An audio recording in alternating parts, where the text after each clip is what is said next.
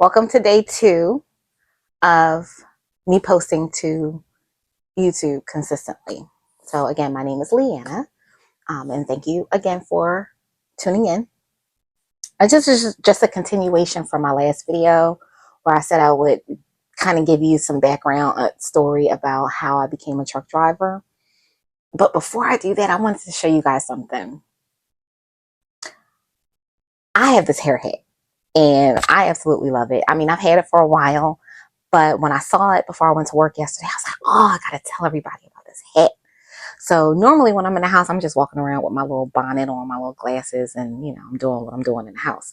But every now and again, I might have to run to the store to grab something really quick, but I don't really feel like doing my hair. And I'm just like, I don't want to go outside looking like I'm homeless. So, or too homely. So, what can I do? I either got to actually do my hair and go to the store, or I could wear a hair hat. So I'm going to show you guys my hair hat. So I take my bonnet on, and my hair is in a ponytail. So you see my little slither ponytail. I'll call my little snake ponytail. So there's that. And then I have like this hair hat. Now, this thing is crazy and I love it. It's my favorite. My favorite hat. And I just throw her on. Like literally. I throw her on, and that's it. I kind of like to wear her to the side so that it kind of gives it a little razzle dazzle. What? Look at this.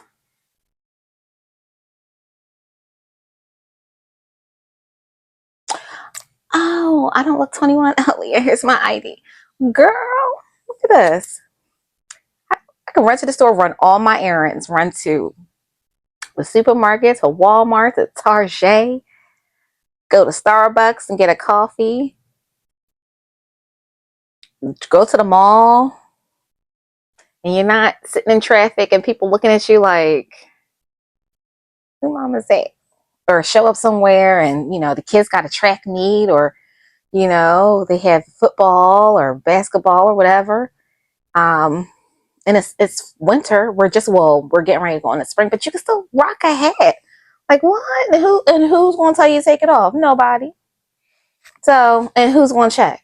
Nobody. Who's getting close enough to you to touch your hair and go, oh, no.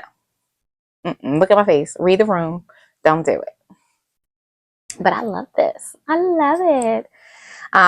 So this is one of the hats that I rock when I don't really feel like doing anything with my hair.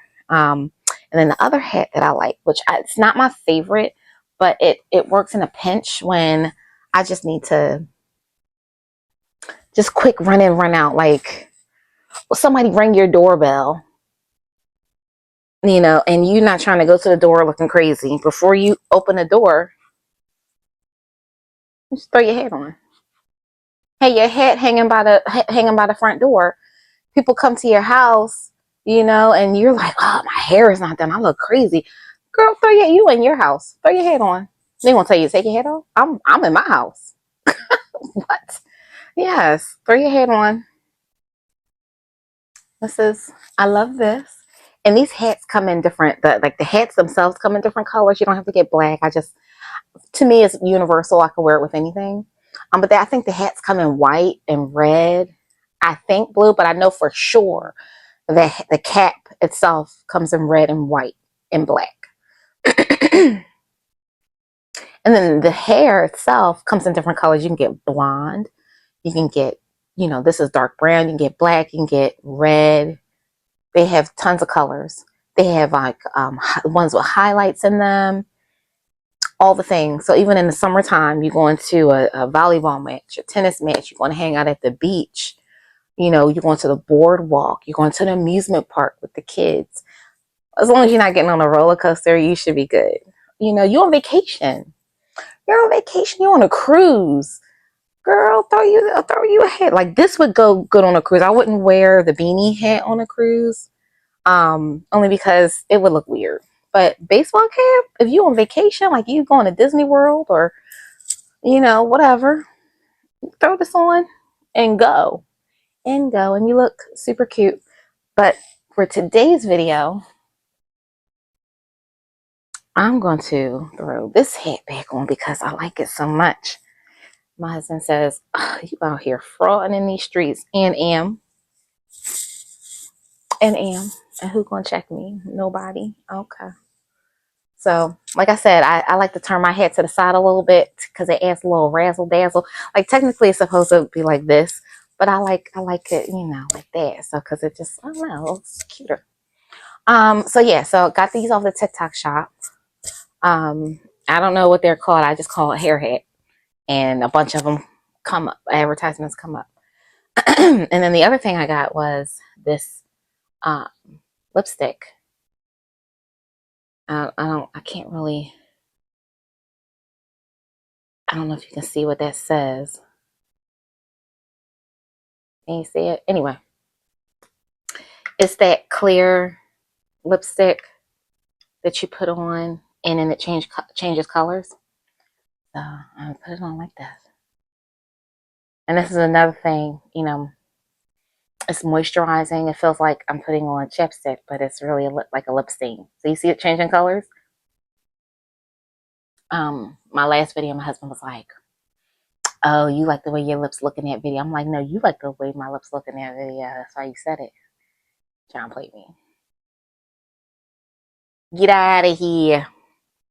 But anywho, I just wanted to show you guys that real quick because this is my look for today's video. And I wanted to look like something. So I said, I'm going to put on my head. You know, not only does it work for when you're running to the store, running errands, but it works when you just want to make a quick YouTube video. You just throw your head on and hit record. So where did we leave off? We left off at me deciding to become a truck driver for Amazon. So yeah, I was working in HR, and what happened was one of my friends who also works in the building, she got hired as a truck driver. It's called the Tom Team. She was really trying to encourage me to join, and I was like, oh, do I look like a truck driver? Because in my mind, a truck driver was like a big old stocky man with his butt crack hanging out, and he's got a beard, and, you know, not me. I didn't picture myself like somebody who looks like me as a truck driver. So I just thought the idea of her being a truck driver was absurd. Why? I don't know. I don't know why I thought it was absurd, but I really did. I was just like, oh, okay, well, yeah, you go have fun with that.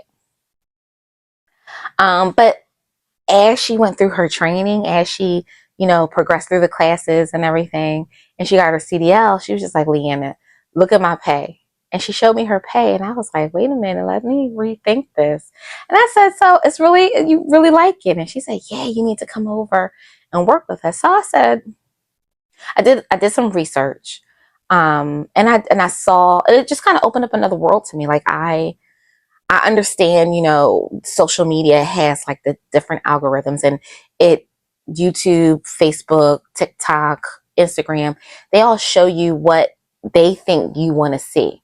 So like, I know my YouTube, my Instagram may be different from yours, depending on what your likes and dislikes are, what your interests are. So they have like different niches, and trucking, female trucking just wasn't in my algorithm. So I was never shown any of those videos. So that world was foreign to me, didn't exist, which is a scary thought that that's how the internet works. Is, you know, you're thinking you're on the World Wide Web because you're connecting to the world, when in actuality they're keeping you in a lane based on what you already like and dislike, or what you're already interested in. They're going to keep you there, and then someone else with a different set of interests are going to stay there, and you two may never cross paths, right? That's weird to me, but I digress. So yeah, so I applied to the transportation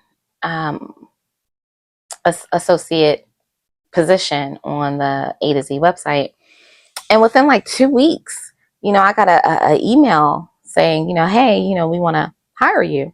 No interview, nothing. It was just, okay, well, what day you want to start? And I'm like, wait, what? What? So that's how that happened.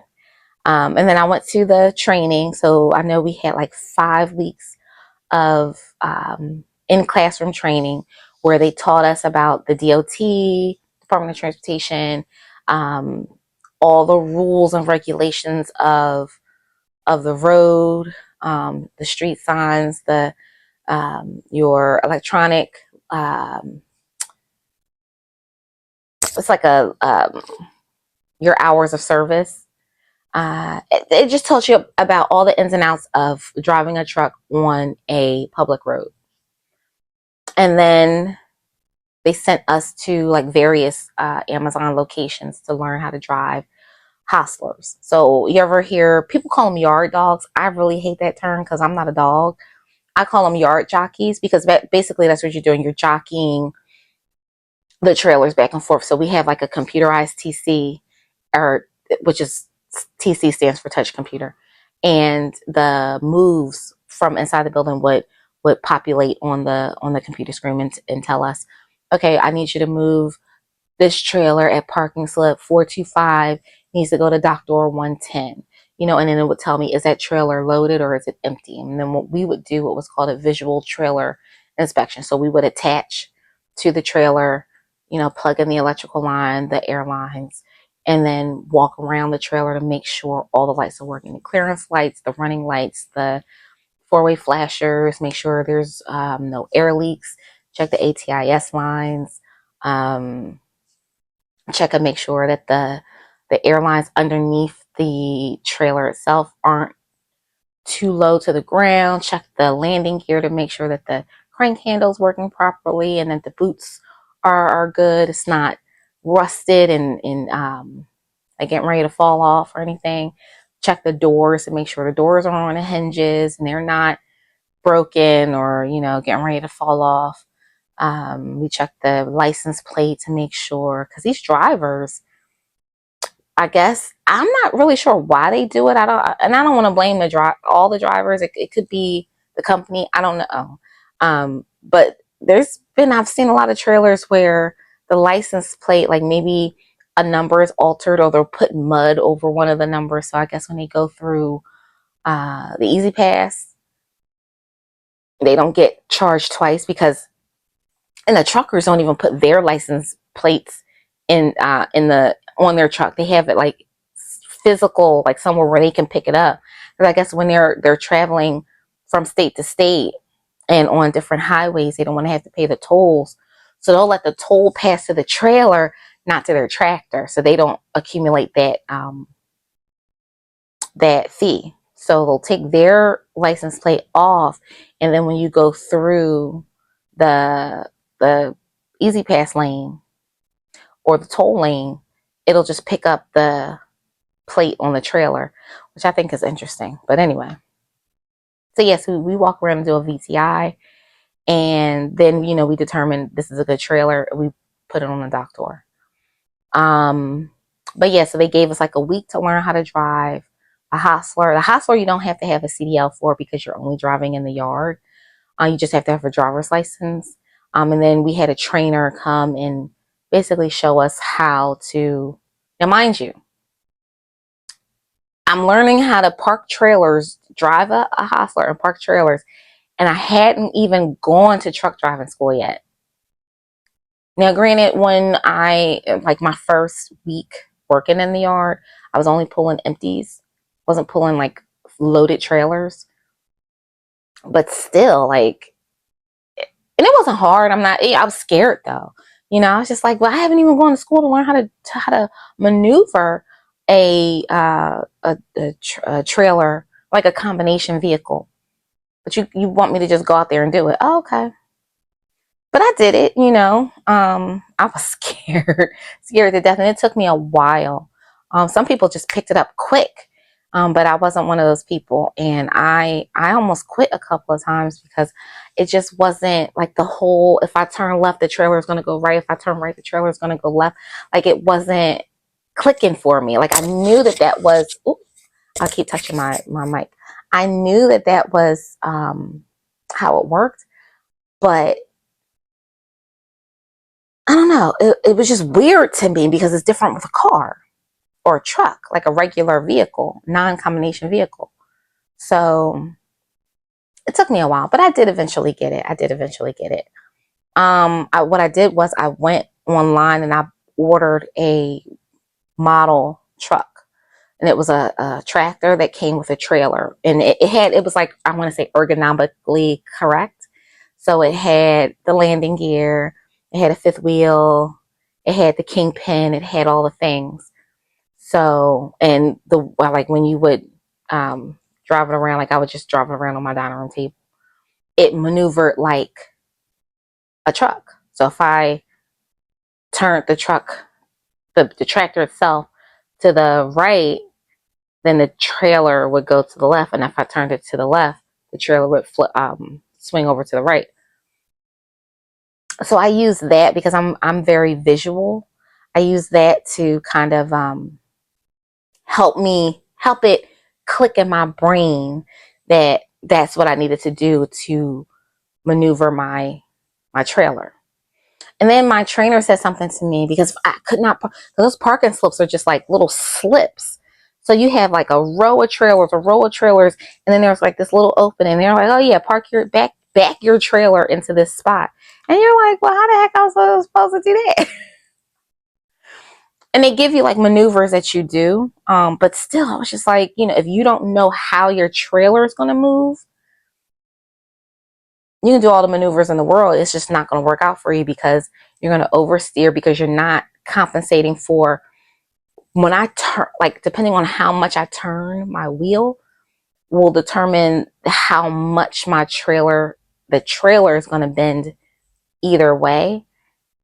And then if I try to correct it and come back the other way, how long is it going to take for my trailer to then start swinging back the other way? And you have to take all that into consideration. So my trainer said something to me one day, and it stuck with me even until this day. She said, follow your trailer. She said, look, like I would look out the window, like literally look out the window while I'm trying to back and park. And I would follow my trailer. So I'm looking at my trailer while I'm driving. So I'm not looking at my hands, looking at the steering wheel, or looking out in front of me, because I'm backing up. So, I'm more worried about what's going on back there.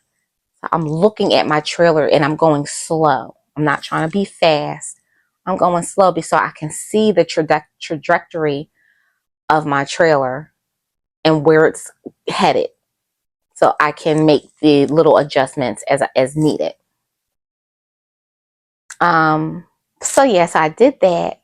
And after a bunch of practice, getting into parking slips, docking at the dock doors, and with me, when I want to park at a dock door, I just make sure my tires hit the parking slip has like lines, and I would just make sure that my wheels, like once my back wheels hit that line, then I start to cut so I can go just ride right up the line back to the dock door. And that's the easiest way for me to do it.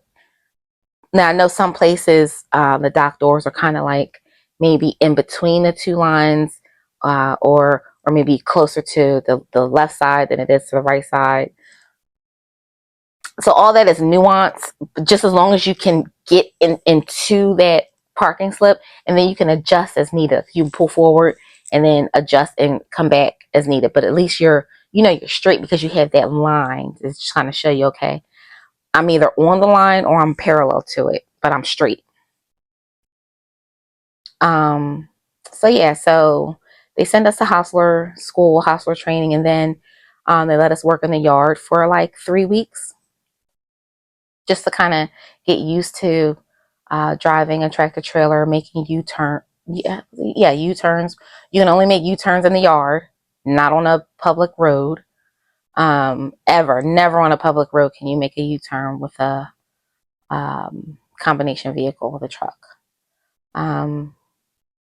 And then if you want to back up, like reverse on a public street, you have to pull over and call the police. Like get as far over as you possibly can so that you're not impeding traffic. Call the police and let them assist you in your reverse move on the public road. But no, you're not supposed to do any U-turns or back up on a public road without police assistance or fire department or something like that. Some sort of government agency, like a state government, type entity, like the police or a fire department, to help assist, because they can stop traffic and all that, so you can do it safely and nobody gets hurt. So yeah, but in the yard you can back up, you can do U-turns. So that's why I kind of segued, like, I'm not doing U-turns or backing up on public roads. I'm talking about the yard, because at my location the yard is humongous. So yeah, so we can do U-turns as needed. Um, yeah, so once we got like our 3 weeks of like in the yard training, like getting comfortable driving a combination vehicle down, then they sent us to truck driving school, which I appreciate, because a lot of the people who were in truck driving school that did not work at Amazon, who were just, or maybe they worked at Amazon but they weren't already working in transportation. They were just using career choice and decided to go to CDL school, but they had never physically like been in a truck. They struggled so bad because, again, when I was already, working every day, like my shift, 10-hour shifts, driving a tractor, which was my hustler, and the trailer, and making my maneuvers and making my mistakes all day, 40 hours a week for 3-4 weeks. So by the time I got to truck driving school, I was already comfortable, and I already knew how my trailer was going to move, how my truck was going to move. And I already knew that. I knew how to do a straight back with my eyes closed. I could do a straight back, but I had already my muscle memory was already there. And I felt bad for the people who were like, literally, like, the school was the only time that they were able to get inside of a truck. So I was just like, man. So I felt lucky, that I'm not only am I going to school for truck driving, but I have all this experience now being behind the wheel and knowing how it works, and I know what to look for, and you know, like, if I see something off, I can see it right away now. Whereas if I'm only able to come to class on my days off and I'm already tired, it would have been so difficult. But anyway, I went through, I think school was 3 weeks. So I did that, and I had already, the first step is to get your permit. So I had already done that. You have to take combination. Well, in Delaware, you have to take the combination test, general knowledge, and air brakes test. So I did those three. Excuse me. I did those three, and I passed. Got my permit. And then once I finished school, I took my test, and I passed my test on the first try. I passed my permit test on the first try also. I was shocked. I was like, I passed? Like, what? And I took all the time that was given to me. Like, I took my time. And then with the actual test at the DMV, to get at my actual commercial license, like, I had to do a straight back, I had to do offset parking, and I had to do parallel parking. Parallel parking was the hardest for me. But like I said, I just practice, and then I eventually got it. And I appreciate my managers. When I was just, driving in the yard before I had started, before I had finished truck driving school, um, they let me practice. If there wasn't a lot of moves happening, they were just like, hey, you want to go to the back of the yard, like over in a corner somewhere, and you can just go practice your maneuvers. You can practice parking. You can practice, whatever you need to practice for your test. So I appreciated that. So I had a yard to practice in. Like, a lot of the students, they didn't have that. They just had the time that they had at school. So that was a little bit of a disadvantage for them. But nonetheless, I passed, got my CDL, whoop whoop, and then yeah, I started working. I got my DQF certification, and I got the clearinghouse, all the things. My medical card, I had to go get a physical, the DOT physical. So they want to make sure you can see out of your peripheral, that you can hear. So they go to like the corner of the room and they make you look that way and they whisper and they're like, "Well, can you hear what I said? Tell me what I said." So they just want to make sure that you can hear, and that you can see, like you have peripheral vision, because you're going to need all those reflexes if you're driving and you're constantly scanning. You're using the Smith system, and your eyes are constantly moving to see things ahead of time before it's too late, because you have air brakes. You can't just stop. It's going to take you a little bit of time to stop, regardless of whether you're using your engine brake, your regular brake, or what. It's going to take you a little while to stop, especially if you're carrying a load. And it depends on if you're going uphill or downhill. I mean, those are all things that you as the driver, because ultimately you're responsible. I don't care what bozos are on the road doing what. I don't care if they're in the wrong. If they're in the wrong, it is your responsibility as the driver of a truck that's that heavy to just take it on the chin. This is not the time to be like, "Oh, I'm gonna show you." No. Now, if I was in a car, okay, even then, it's dangerous because you don't want to.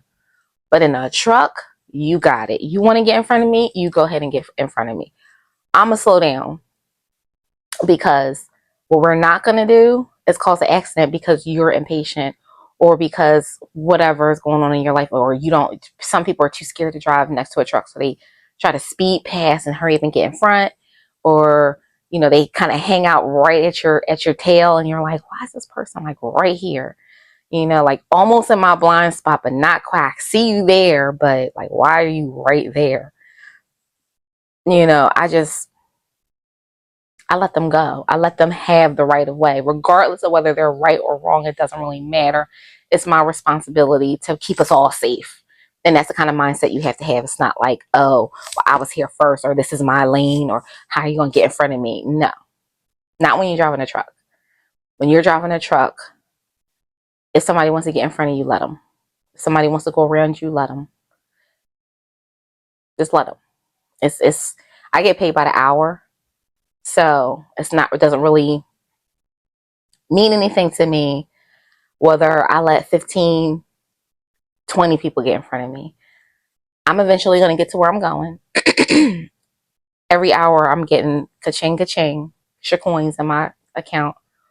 And that's that. I want to be able to make it home. I want you to be able to make it home. Everybody's going to make it home tonight. So yeah, I got my CDL, and I was so excited. Went to the DMV and they put the commercial driver's license on the top of my driver's license, and I went out with a trainer, because once you learn what the state wants you to do, then you have to learn Amazon's way. Amazon always has their way that things have to be done. So I had to learn the Amazon way to drive a truck, and I learned the different trucks that they have. So they have um, freight liners, or we like to call them the freight shakers, because they shake real bad. Freightliners, they have Kenworths, and they have Volvos. Well, those are the three I've encountered. I don't know if maybe other buildings have different, like maybe Peterbilts or Internationals. I don't know. But I know the buildings that I've worked in, Kenworth, Volvo, Freightliner. And they're day cabs. They're not the full cab with the bed in the back. They're just day cabs. Because we're short haul. So we have a short haul exemption. So that basically means we don't go more than 150 air miles in any direction. So in a 10-hour shift, I could do 300 miles, maybe a little bit over 300 miles, but no more than 300 air miles And what's the difference between air miles and road miles? I have no idea. I don't know. But it's air miles. They're very adamant about, oh, it's 100. We don't go like in one direction. Wherever we're going, it's no more than 150 air miles, and then that amount of distance back. So you're only going to be out for your shift. If your tour, we call them tours. If your tour is that long, if you have like maybe 4 stops, it might take you your whole 10-hour shift. But if sometimes there's like a short tour where you might only be going for 5 hours, 5 to 6 hours, and I like those. Um, but yeah, they take you out on the road with a trainer. A lot of times it's just another peer, like another TA who's been on time team for a while. That way you don't really feel that intimidation. It's just like another person who's out there on the road, boots on the ground, just like you're going to be. And they can kind of give you the little nuance, little tips and tricks, the little pros, or what do they call them? Pro tips of, well, if this happens, this is what I do type thing. This is not in this is not in the manual, but this is what I do. They give you like your little pro tips, and you can say, oh, okay, yeah, if your relay stops working, this is what I do. This is how I do it. This is what I do. Now, granted, sometimes, people's little workarounds don't work for you. But what they're saying is everybody like has their thing. Maybe you might be a good navigator. You just have to make sure that however you navigate, like your relay, which is the application that we use to navigate. It's kind of like how you have Google Maps or you have Apple Maps, or like Waze, something like that. Amazon has what's called Relay. But sometimes it doesn't work. It's technology. So technology doesn't always work 100% of the time. So you always have to have a workaround. So I know they have something called Copilot, which is, to me, it's really blocky. And I don't particularly care for it, but that's what we're supposed to use as the alternative. Some people use other apps.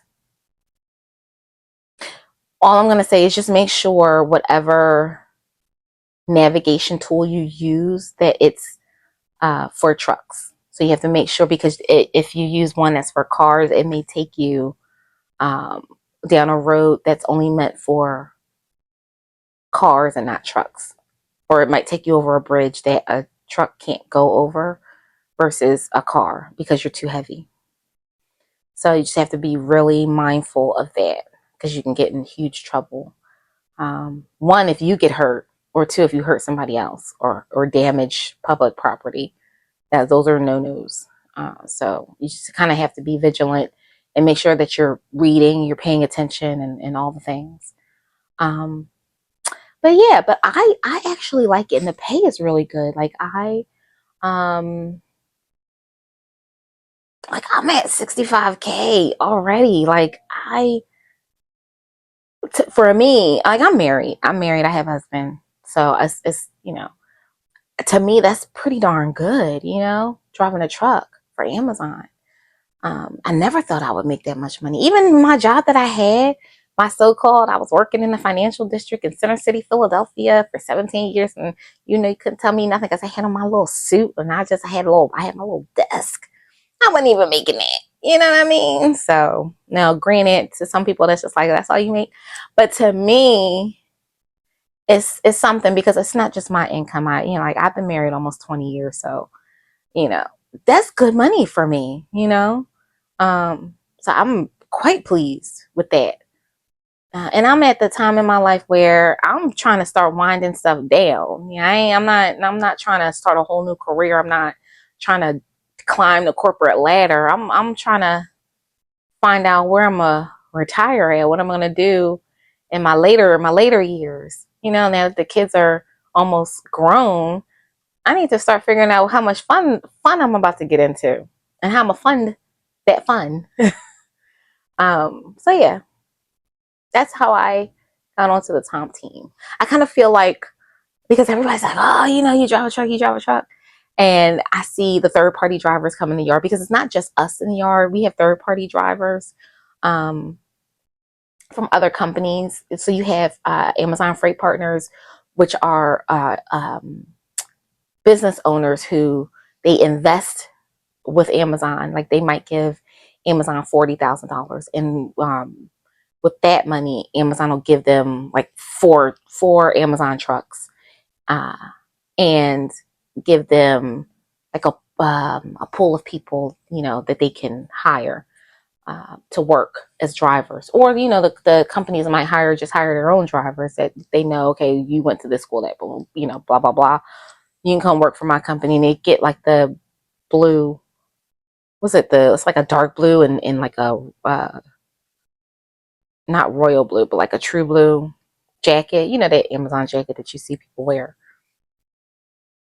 which I think is funny because I actually like they're third party. So yes, they're driving an Amazon truck, but they're not Amazon employees, if that makes sense. Like I am an Amazon employee. Like I have a badge, I can go into the building. If I transfer it to another department, I can physically work in the building. Like I work for Amazon, but I'm also a truck driver. I'm an Amazon truck driver. I'm not a third party driver. So some of the third party drivers have Amazon branded trucks, but they don't actually work for Amazon. Like they can't come in our yard and just be like, oh, I got to use your bathroom. I'm going to swipe my badge and go in the building. No, they got to use a trucker's lounge. I don't have to use a trucker's lounge. I can go in the building and go to HR. I can go to the break room. I can go to the bathroom, whatever it is I need to do. So yeah, that's the difference.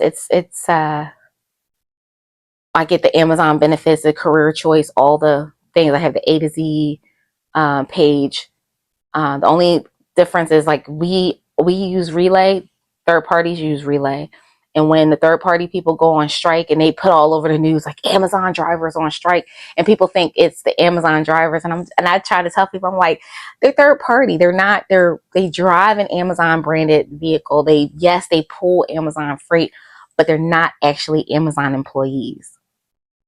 They're third party. They work for a company that is in partnership with Amazon, but they're not Amazon. That's why a lot of times when you see the drivers protesting, they're protesting right off of Amazon property because they're not actually Amazon employees. Like I had to tell, like I know the last time Amazon drivers were on strike, my dad was like, oh, you guys are on strike. I said, we're not on strike. I work for Amazon. They don't. They're third party.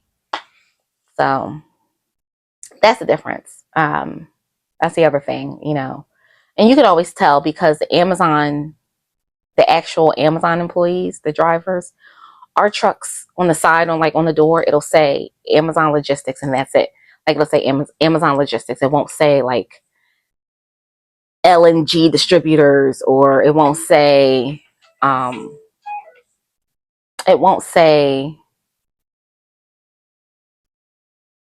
whatever, L&T trucking, or it won't say the Stefano Logistics. It won't say that because that's the third party. It'll only say Amazon Logistics on the side, and that's how you know that it's a actual Amazon employee and not a third party driver. And then what's up with these drivers in the flip flops? Like what? Like I was out driving a couple of days ago and it was raining here in Delaware, and it was raining and it was dark outside. It was raining, and I want to say it was something else. I can't remember. But anyway, he gets out his truck and he had on flip flops, and I was flabbergasted. I said it was cold. I was like, it's cold, it's raining, and you have on flip flops. And why? Why? Like it's winter time. How are you driving a truck in flip flops? I could never. Like even when I was in school, it wasn't allowed. I'm just trying to understand these people in the flip flops. Like how are you? What if you're driving a truck with 40 to 80,000 pounds of freight on it? and your flip-flop breaks or slides off your foot while you're driving, then what? Like, what? That's not safe. That's not safe at all. So whatevs. I just, then you have drivers that they don't understand English at all. That part I don't understand. Like, how are you driving a truck and I can't even communicate with you? Like, I'm trying to give you instruction and you can't understand what I'm saying. Like I said, I'm a yard jockey, so I've seen drivers come in that don't know how to park. They cannot park. They're hitting stuff, and they're not paying attention to the signs. There's like clearly posted signs: "Do not block this intersection. The speed limit is this," and they just, oh, I don't understand. I don't understand, and I'm just like, how are you driving and you don't understand the sign? Like, how? How did you get a CDL if you can't read the signs? I don't get that part, but that's above my pay grade, whatever. I have a translator app on my phone, and so usually like I'll just pull that up and I'll give the instruction that I need to give. But that's scary. That's really scary, but that's what's happening, but whatever. So yeah, so that's the end of the video. I know I went 41 minutes. I'm gonna have to edit this video down, maybe get it to something a little bit more, watchable, and see what happens. All right, bye. Thank you for watching. Please hit like, comment, subscribe for more videos.